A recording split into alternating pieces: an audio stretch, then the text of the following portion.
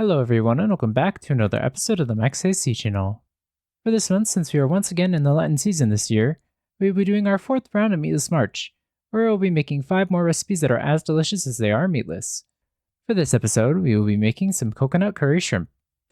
For this recipe, you will need 1 pound of shrimp, 2 tablespoons of olive oil, 1 to 2 onions, 2 cloves of garlic, 2 teaspoons of fresh ginger, 1 teaspoon of lemongrass, some salt and pepper, 2 to 4 tablespoons of red curry paste, 1 to 2 red bell peppers, 1 can or 14 ounces of coconut milk, a half cup or so of water, 1 tablespoon of lime juice, plus some lime wedges for garnish, as well as some cilantro, and some rice, noodles, or bread to serve with your curry.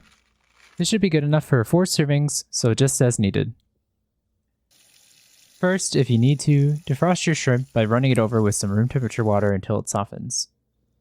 Next, we'll prepare the ingredients. So for your onion, slice this into thin slices. Then for the garlic, ginger, and lemongrass, mince these up. And for the red bell pepper, slice this into thin pieces as well. Also, before you start cooking the curry, I recommend preparing the rice at this time as well, so that it's ready when your curry is done. When you're ready to start cooking, to a large pot, add in your olive oil and heat this over medium heat. Once the oil is hot enough, add in the onion and cook this for 8 to 10 minutes or until the onions are fully softened and golden brown. Then add in the garlic, ginger, and lemongrass and cook this for another minute or until fragrant. Then season this with some salt and pepper and then add in the red curry paste. And give this a stir so everything gets coated with the curry paste. Next, add in the red bell pepper and saute this for about 3 to 4 minutes or until it's softened. Then add in the coconut milk and water to the pot and bring this to a simmer.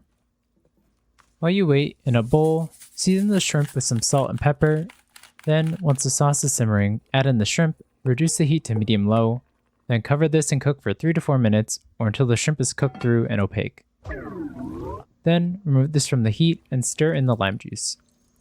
When you're ready to serve your curry, plate it with your cooked rice and garnish with your lime wedges and cilantro if desired, and with that, your coconut curry shrimp is ready to eat.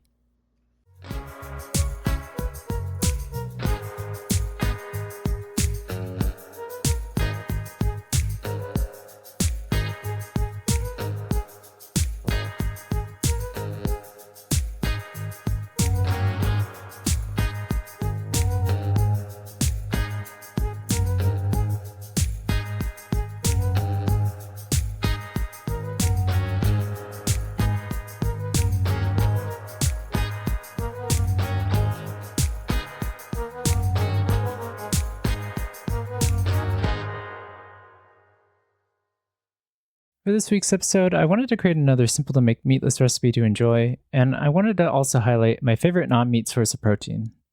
So I thought it would be fun to make another curry recipe, but this time with shrimp. Since I wanted to keep this recipe as simple as possible, I decided to use pre-made curry paste, but you are more than welcome to make your own by grinding up dried peppers and mixing it with other spices. But to still be able to adjust the flavors to your liking, I recommend adding the additional ginger and lemongrass. And you can also add additional spices that you have in your pantry. Other ingredient substitutions you can make could be to use other vegetables if you don't like bell peppers, such as broccoli or eggplant. And if you want to make it more spicy, you can also add peppers to it. Also, this recipe is easily adaptable to make it with meat, such as beef or chicken, for when you can eat meat. Just make sure your meat is fully cooked, of course.